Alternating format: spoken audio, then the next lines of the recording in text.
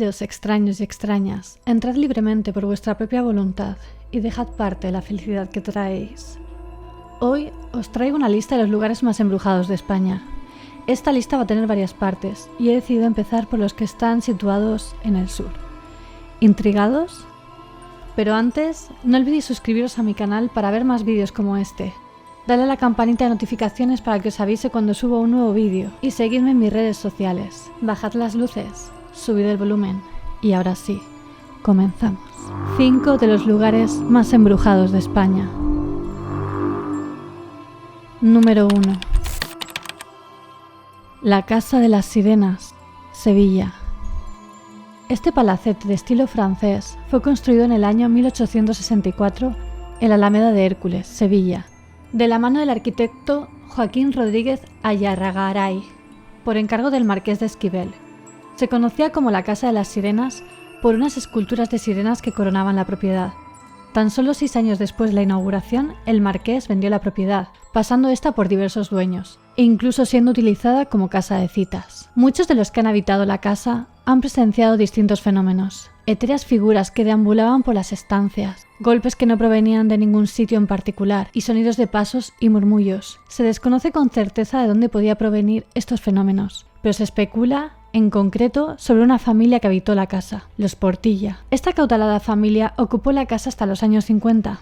La historia cuenta que uno de los Portilla podría haber estado confinado dentro de la vivienda hasta el día en el que murió. Según parece, la causa del encierro era su condición homosexual, la cual le habría llevado a optar por una vida de reclusión dentro de su propia casa, autocastigándose por ello, al considerar esta condición pecaminosa, influenciado por el pensamiento de la época. Otra versión de la misma historia nos cuenta que el joven no se enclaustró voluntariamente, sino que por el contrario fue obligado a ello por su familia, los cuales estaban avergonzados por la homosexualidad de su hijo y no querían que el asunto saliera a la luz pública. Muchos afirman que incluso lo tenían maniatado para que no se escapase, y así se mantuvo hasta el resto de sus días. Quizás su muerte fue natural, o tal vez provocada, pero los que sufrieron los fenómenos paranormales de esta casa coincidían que el supuesto fantasma que habitaba en las ruinas de la casa era el suyo.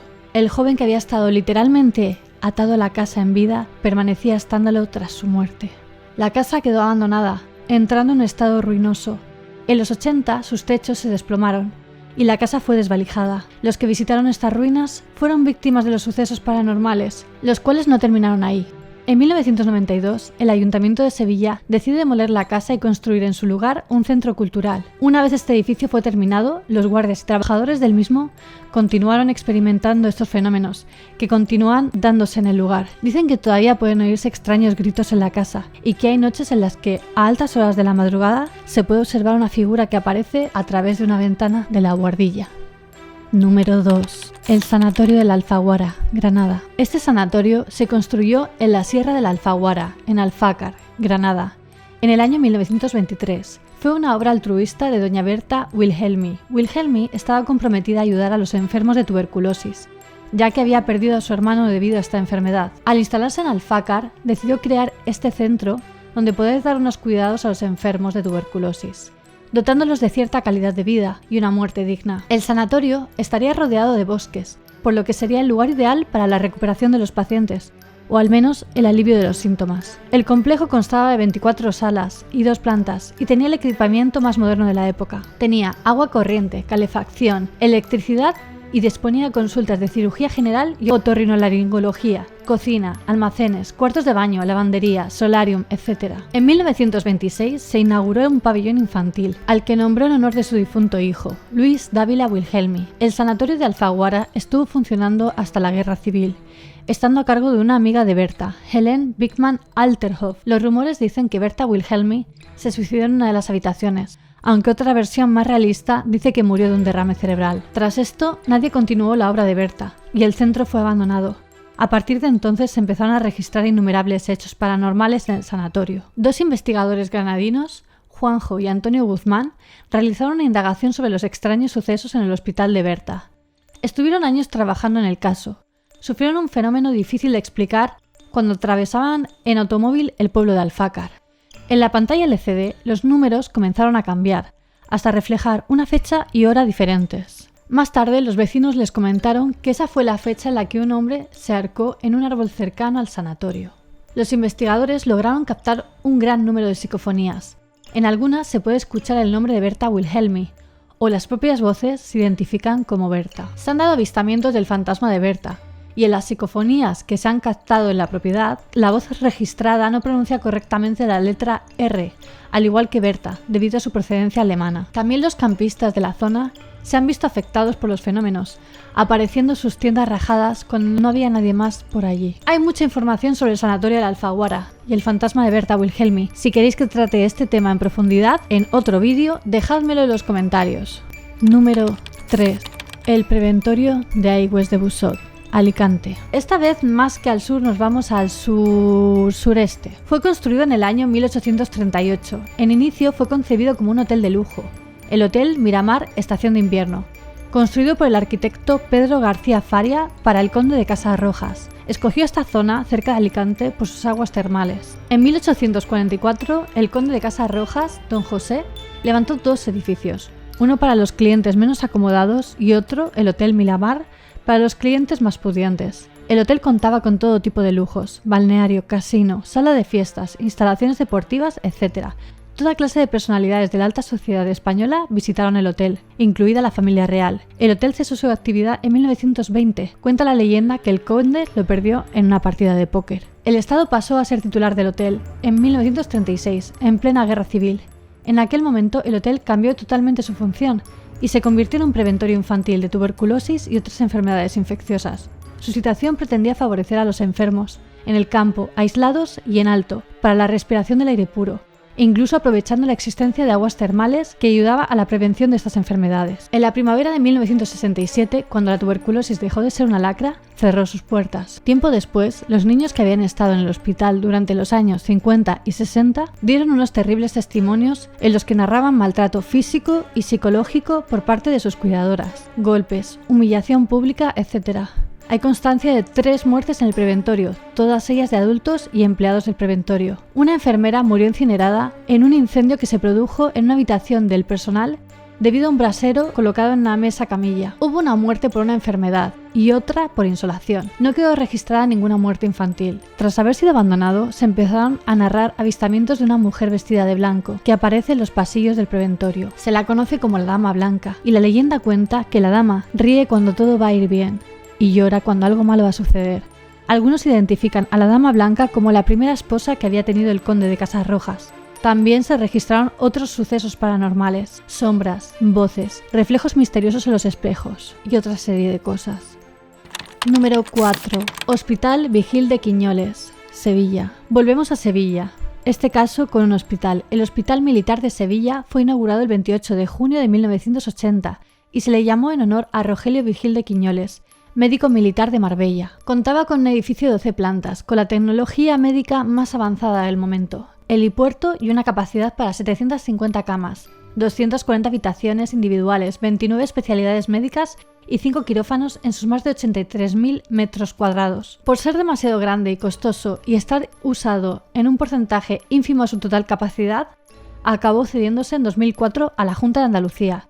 En un principio se estableció que este antiguo hospital militar se destinaría a ser parte del Sistema Andaluz de Salud, la SAS. Desde el 2004 se estuvieron valorando las cifras que haría falta para actualizar el hospital y adaptarlo a su nuevo uso, llegando en 2013 a 44 millones de euros, pero las obras están lejos de llevarse a cabo, y así sigue hasta la fecha, convirtiéndolo en un proyecto utópico. Los extraños acontecimientos comenzaron a tener lugar en el rodaje de la película Solas, de Benito Zambrano, en 1998, el cual se realizó en este edificio. En el rodaje se utilizaron equipos de sonido de alta calidad, y estos, sin saberlo, captaron las psicofonías, sonidos de pasos donde no había nadie, y en la postproducción de la película se escuchaban en las grabaciones de audio gritos y llantos de niños, los cuales no tuvieron lugar en la escena durante el rodaje ni en ningún lugar cercano al mismo, ya que se controla la contaminación de los sonidos externos en las grabaciones profesionales. Todo esto se juntó con los testimonios de los guardias de seguridad del edificio, los cuales aseguraban haber sido testigos de fenómenos paranormales, sobre todo durante sus turnos de noche. Hablaban de sucesos inexplicables y de avistamientos de entidades en los largos pasillos del hospital. Decían haber visto una monja que recorría el edificio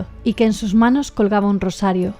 Comentaron que las puertas con sensores de movimiento se abrían solas ante sus propios ojos. Un suceso en particular habla de que, cerca de las 4 de la mañana, Durante el turno de madrugada, en la tercera planta del hospital, un guardia de seguridad dio al alto una figura que emergió de la nada. Era negra y densa y se movía con rapidez, pareciendo flotar en sentido opuesto a él. La extraña figura se desvaneció instantes después a escasos metros de un vigilante que no daba crédito a lo que estaba viendo. Otro fenómeno que destaca es el de una luz extraña de la segunda planta, que aparece sin motivo alguno. Cuando los vigilantes lo comprueban, accediendo a esta planta, descubren que no hay ninguna fuente de luz ni nada que pueda crear un efecto de reflexión lumínica, y que todo está sumido en la más total oscuridad. Mientras el paso del tiempo, el olvido y el abandono se ciernen sobre el edificio, los vigilantes siguen teniendo que, noche tras noche, enfrentarse al terror que alberga. Número 5. El Cortijo Jurado, Málaga. Propiedad de la familia Heredia, esta vieja casona neogótica fue construida en la segunda mitad del siglo XIX, en Campanillas, Málaga. Se comenta que incluso para la gente adinerada de la época, la casa era excesivamente ostentosa. Cuenta con 365 ventanas, decían que una para cada día del año. Tiene capilla, un torreón mirador, establos y un patio central, con un total de 2.500 metros cuadrados. Los Heredia eran una de las familias más acaudaladas de la zona, y se comenta que pertenecían a los masones. Entre los años 1890 y 1920 desaparecieron 5 chicas jóvenes. Sus cuerpos aparecieron brutalmente asesinados en la orilla de un río cercano al Cortijo Jurado. Los rumores otorgaban estos asesinatos a la familia Heredia y les acusaban de haberlas asesinado en unos rituales satánicos que hubieran tenido lugar en la propiedad. Se descubrió que el Cortijo Jurado tiene un pasadizo que comunica con el Cortijo de Colmenares, de los que en aquel tiempo eran los vecinos y amigos de los Heredia. La familia Larios. Un joven cayó en un pozo de 30 metros de la propiedad y anduvo durante 2 kilómetros por unas catacumbas en las cuales describió un pasadizo secreto en el que se encontraban multitud de máquinas de tortura que presuntamente se habrían utilizado en estos rituales satánicos, y por esos pasadizos podrían pasar sin ser vistos los invitados de dichas celebraciones, por lo que se presume que los Larios podrían haber estado también implicados en los asesinatos. A lo largo de los años se han documentado infinidad de hechos paranormales en la propiedad, principalmente avistamientos de mujeres e incluso niños en las ventanas, orbes, espíritus con forma de humo que se pueden visualizar en las noches más frías, luces inexplicables, sombras misteriosas de hombres con sombrero y ruidos extraños. En la guerra civil también se realizaron fusilamientos en los alrededores, siendo el Cortijo Jurado usado como hospital y los sótanos utilizados como calabozos. Al parecer, el incremento de la actividad paranormal en el cortijo podría haber sido debido a que jóvenes realizaban la ouija en la casona y sus alrededores, intentando contactar con los espíritus de las chicas que habrían sido asesinadas allí, o incluso con miembros de la familia Heredia. Un joven curioso de 20 años, Julio Vázquez, quedó en silla de ruedas tras caer en un pozo de 30 metros, habiendo ido al Cortijo Jurado a investigar con sus amigos la extraña actividad paranormal. Ese tema da mucho de sí. Si queréis que dedique un vídeo tratando el tema del Cortijo Jurado en profundidad, dejádmelo en los comentarios. Y esa es la primera lista de los lugares más embrujados de España. ¿Cuál es el lugar que más miedo os produce? ¿En cuál pasaréis una noche? Dejádmelo en los comentarios. Me ayuda mucho que si os ha gustado este vídeo lo compartáis en vuestras redes sociales. Dadle a like, así sabré que queréis que haga más vídeos como este. Suscribiros a mi canal y dadle a la campanita de notificaciones. No olvidéis seguirme en todas mis redes sociales, os las dejo aquí y en la descripción. Y ahora sí, me despido. Nos vemos en el próximo vídeo. Recordad que subo uno nuevo cada semana. Hasta pronto.